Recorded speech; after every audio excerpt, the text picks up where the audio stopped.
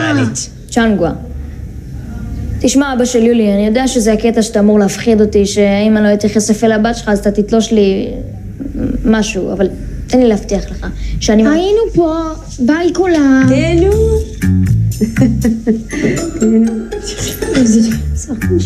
בסדר, בוא נעשה קפה. יולי, דותן! חכו לי. לאיפה אתם? סתם מסתובבים. איזה קטע, גם אני. איזה? משהו קוריאני משעמם. איזה קטע, גם אני לאבא במפלצות. לא יכול להיות. יכול? הנה, קניתי מראש. וואלה, אבל אתה יודע, אנחנו עוד לא קנינו כרטיס ובטח כבר נגמרו, אז אולי סתם נלך לאכול גלידה. וואי, מתאים לי גלידה. או לפיצה. גם פיצה סבבה. אבל יש לך כרטיס לסרט. לא נורא, זה מעטפת כוכבים של הכרטיס של אבא שלי, אז זה לא עלה לו. אתה יודע, בא לי את הפיצה הרחוקה, זאת שלא בשכונה. מה זה? מה זה, הוא קורא מחשבות? גם לי בא עליה. אבל את הדקה, כן? אז מין מגש משפחתי. יאללה, בואו. אחר, אחי, אחר. לשם.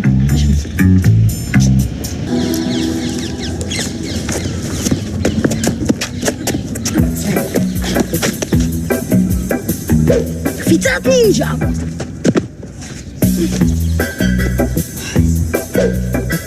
מטבע!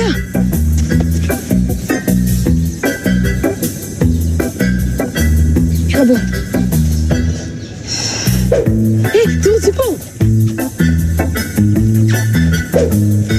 בעצם לא בא לי פיצה, בא לי מתוק. אולי נלך למילקשייק בקונדיטוריה? מילקשייק, איך אני אוהב.